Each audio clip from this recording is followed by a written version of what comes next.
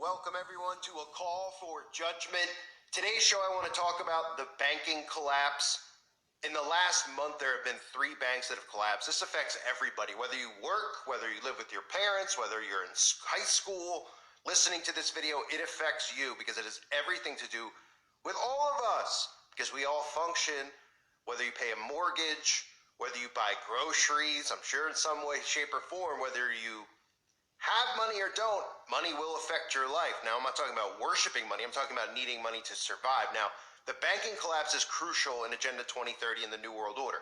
It is not getting enough attention because what's happening here, and this is why it's so important to understand about communism, is that we have this woke movement. The woke movement is the communist movement. And the people who are in charge are the Democrats. The Democrats and the Republicans are working together to do this. That's why you don't see any Republican pushback. You just hear a lot of talking heads yelling back and forth, putting on a show, putting on a charade. When in fact, when you're elected in this country to be represented, a representative as the president or be a politician or whatever, you're supposed to come in and you're supposed to have ideas and things like this, and you're supposed to change this or that. But there's nothing in the world that says you're supposed to come in and you're supposed to destroy capitalism and the system that's in place. But that's what they want to do. So, but to do that, they have to create chaos. So all you hear the politicians talk about is the most nonsensical, ridiculous topics, right? We're talking about men having babies. We're talking about who can use what bathroom. While they're doing that and distracting people so they argue and waste their time and energy every day debating, getting angry about nonsense, they're destroying the entire system and sabotaging it. So we have another bank collapsing, and it's barely getting any press. This is going to continue to happen. The small banks are going to be eaten up by the big banks. So in other words, if you have a small regional bank in your town, say you live in John Doesville, and your money is in that bank, get ready for your money not to be in that bank. They are putting the banks under. And there's going to be one centralized bank. That's how it works in a communist system. Take a look at what just occurred today. We're back with some breaking news this morning. First Republic Bank has been taken over by federal regulators and sold to JP Morgan Chase. This comes after regulators spent the weekend trying to find a buyer for the bank. Beginning today, 84 First Republic branches will reopen under JP Morgan Chase. This makes it now the third major bank to go under in less than 2 months. The First Republic closure has now become the second largest bank failure in U.S. history, surpassing Silicon Valley Bank. For more, we're joined by Barron's reporter Megan Casella. Megan, good morning to you. So at the time of the closure, First Republic had assets worth more than $229 billion, and that is even more than Silicon Valley, which had $209 billion at the time of its closure. So what are your takeaways here? It's not an unfamiliar story, right? We're seeing this happen again, what we saw in March, that, depositors were spooked by some of that turmoil. They went to withdraw their money. This mid-sized bank had a large number of uninsured deposits, over $250,000. These depositors said, this isn't a too big to fail bank. I want to get my money out.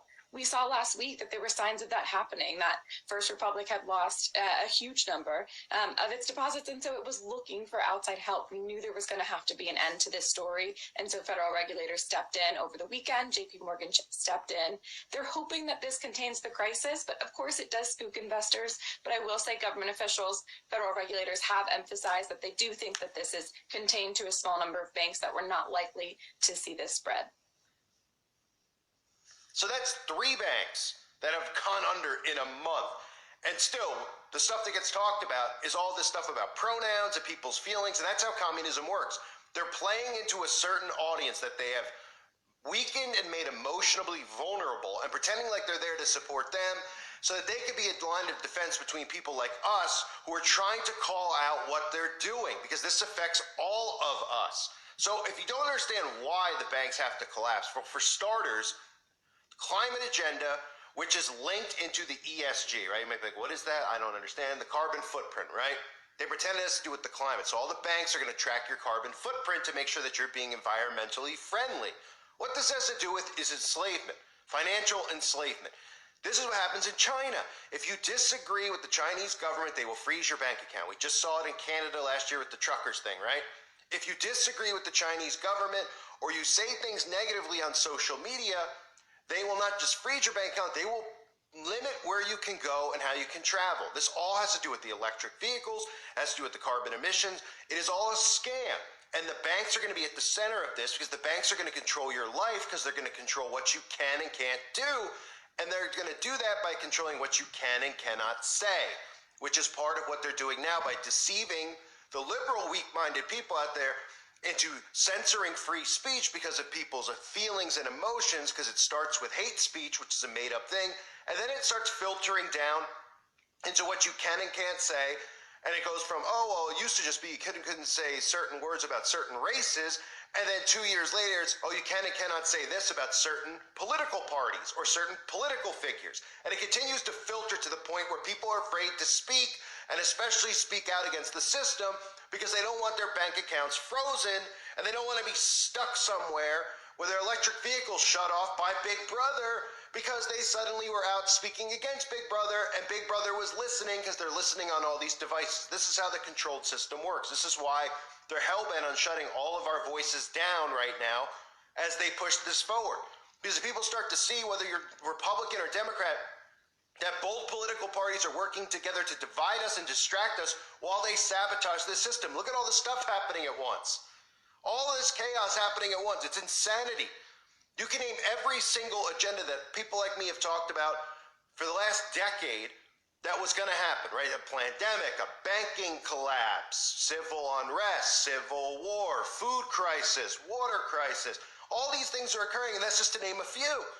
And of course, the mental health crisis and what 5G is doing to people.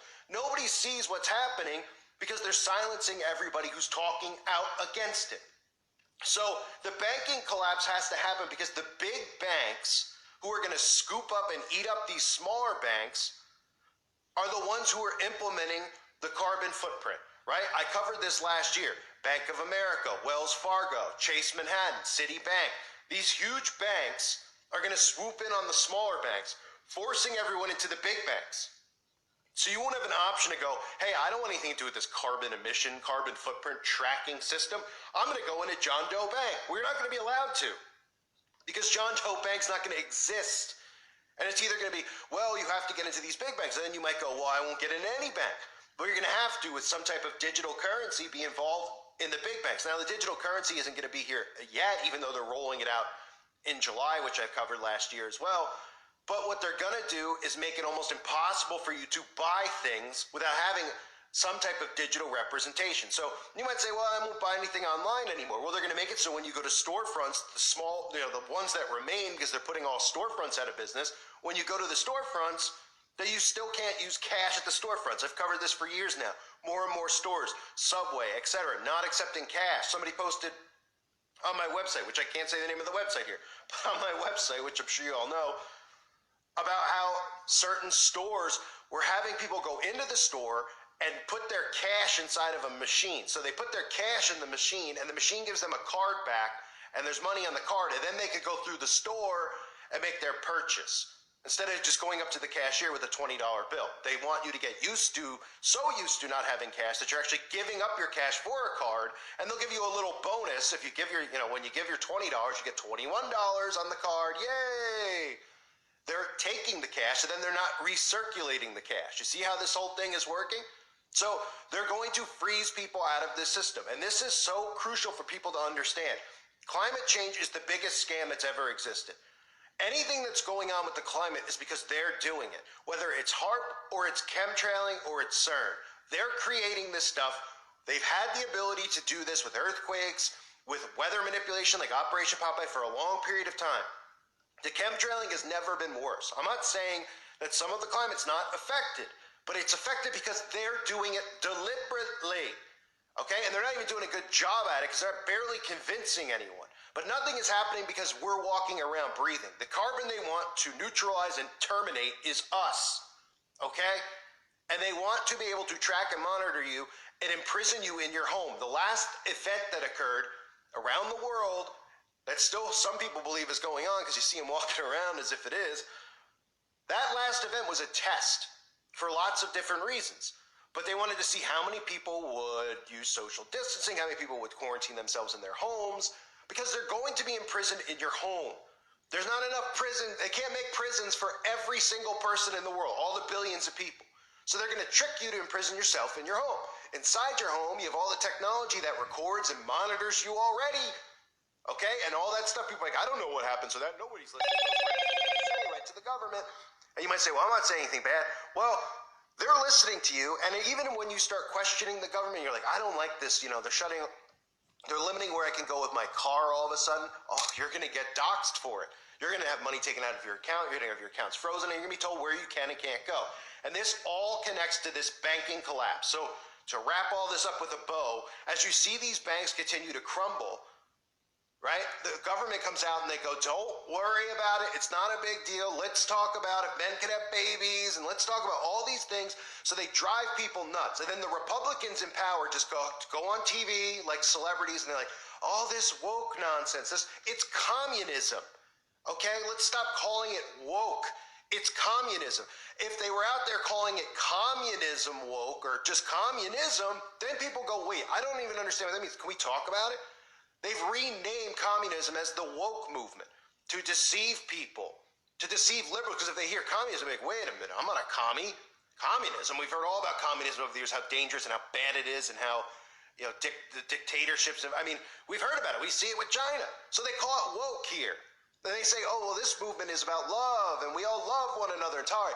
And then when this is in place, they are going to curb stomp all of the people who supported them because they don't give a crap about you. They're using you to bring and usher this in.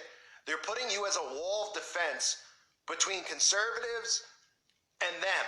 Most conservatives who are awake, right? I'm not a conservative because I don't believe in the left-right. I don't believe that this is a republic anymore. I don't believe your vote counts. I've said that for years. I don't support Trump. I think he's one of them. They're all actors who are socially engineering people through psychological operations. It's all psychological. So while they distract you from this, they're destroying the value of the dollar. They're destroying the banks and forcing people into big banks. Why? So that they can track and monitor you in these big banks with your social score. Your social credit score.